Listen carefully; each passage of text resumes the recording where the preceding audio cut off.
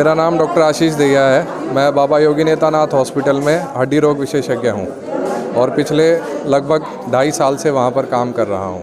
Sir, जो आज ये कैंप लगा है इसमें लगभग कितने डॉक्टर आए हैं? यहाँ पर हमारे अस्पताल की तरफ से 5 डॉक्टर आए हैं, जिसमें कि एक मैं खुद हूँ हड्डी रोग विशेषज्ञ, एक फिजिशियन है, एक कान नाक के गले के लिए डॉक्टर साहब हैं, एक गायनी की डॉक्टर हैं और साथ में डाइटिशियन भी आई हैं जी। ये कैंप आप साल में कितनी बार लगाते हैं? देखिए, हमारी कोशिश ये रहती है कि जो ये लोकल एरिया है यहाँ पर लोगों के पास आने जाने की समस्या ज़्यादा रहती है, तो वो हम तक ना पहुँच पाएँ, इसीलिए हम ये कैंप का ज़रिया अपनाते हैं उन तक पहुँचने का। लगभग कितने मरीजों की जांच कर चुके सर अभी तक आप ये मान के चलिए, अगर हम एक कैंप के अंदर लगभग 150 के आसपास अगर मरीज आते हैं तो हम 2000 से ऊपर लोगों की कैंप के ज़रिए मदद कर चुके हैं।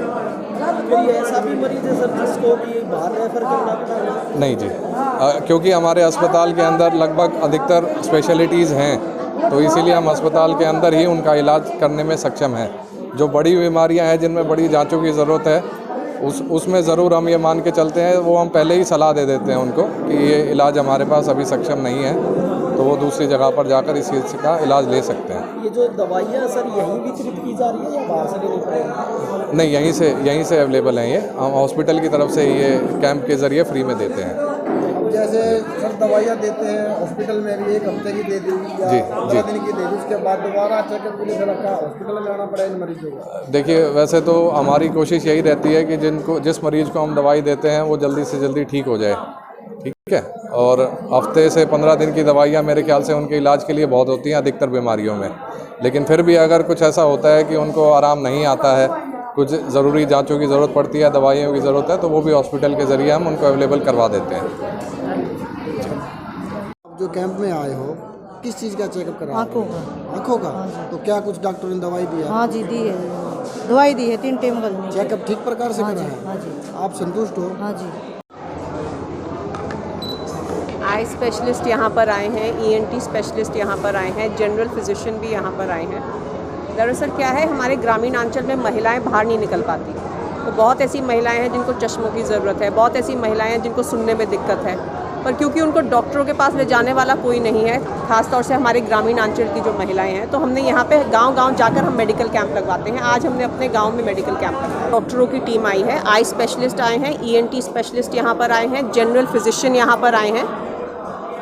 हम गांव-गांव जाकर मेडिकल कैंप इसलिए लगवाते हैं, हमारे ग्रामीण अंचल में आज भी बहुत ऐसे लोग हैं जो शहर नहीं जा पाते अपने इलाज करवाने के लिए, कोई उनको ले जाने वाला नहीं है, ख़ासतौर से जो बुज़ुर्ग हैं, ख़ासतौर से जो बुज़ुर्ग महिलाएं हैं। तो आप देखेंगे यहाँ पे महिलाओं की तादाद ज़्यादा है, तो हमारा ये वादा था कि हम ग्रामीण क्षेत्र का विकास करवाएंगे अपने NGO के थ्रू, तो ये उस वादा को हम पूरा करने की कोशिश कर रहे हैं। और एक और हम कदम बढ़ाया है हमने, आज हमने गाँव डोकी में मेडिकल कैंप लगवाया है और यहाँ पे 7-8 जो डॉक्टर्स हैं वो यहाँ पे उनकी टीम हम लेके आए हैं। मैम, ये पूरे ज़िले भर में लगाया जाएगा और डोकी तक ही सीमित रहेगा? देखिए, हमने पूरे ज़िले में लगवाए हैं। पिछली बार हमने स्वरूपगढ़ में लगवाए थे, हम रावलभी में लगवा चुके हैं, हम सातौर में लगवा चुके हैं, हम बिलोटा गांव में, हम कई गांव में लगवा चुके हैं। हमने वादा किया था कि हम 65 के 65 गांव कवर करेंगे। हमने छपार में भी लगवाया था, तो कई गाँव में हम लगवा चुके हैं। इस कैंप में क्या कुछ मुख्य सुविधाएं प्रदान की जा रही है? यहाँ पे आई स्पेशलिस्ट हैं, ENT स्पेशलिस्ट हैं, क्योंकि बुढ़ापे में बहुत महिलाओं को सुनने की दिक्कत हो जाती है हमारे बुज़ुर्गों को, तो ENT स्पेशलिस्ट यहाँ पर आए हैं और जनरल फिजिशियन यहाँ पर आए हैं जो ब्लड प्रेशर वगैरह चेक कर सकते हैं।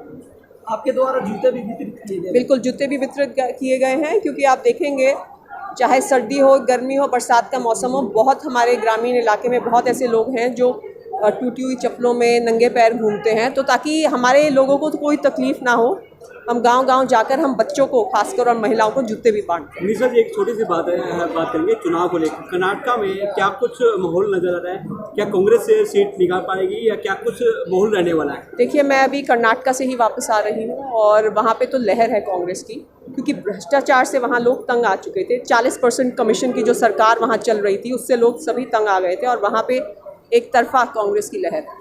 जंतर मंतर पर महिला पहलवानों द्वारा जो धरना दिया जा रहा है, उस पर कांग्रेस का क्या रुख है? देखिए, इनका एक और नारा झूठा निकला, बेटी बचाओ बेटी पढ़ाओ का इन्होंने नारा दिया था, जो एकदम खोखला निकला। आज हमारे ग्रामीण अंचल की बेटियों की आंखों में आंसू हैं।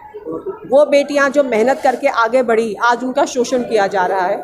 तो कांग्रेस पार्टी इन महिलाओं की आवाज़ बुलंद करेगी और इन महिलाओं के साथ कंधे से कंधा मिलाकर खड़ी रहेगी।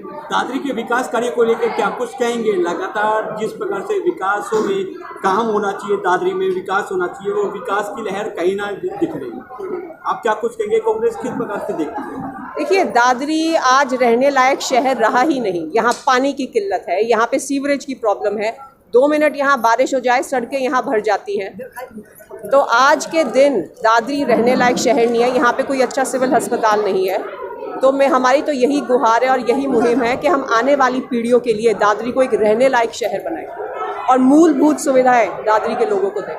मनीष जी, करनाल में पत्रकार के साथ बदसलूकी का मामला सामने आया है, जहां पत्रकार एक कवरेज करने के लिए पहुंचा था, वहां पत्रकार को फंसा दिया जाता है। पत्रकार धरने पर बैठे हैं कि उस मांग को लेकर क्या कुछ कहेंगे? देखिए, आज हमारे देश में इमरजेंसी जैसा माहौल हो गया है।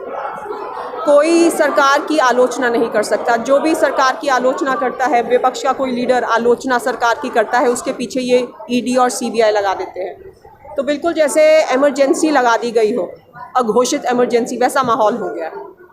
2024 को लेकर कांग्रेस क्या सोचती है?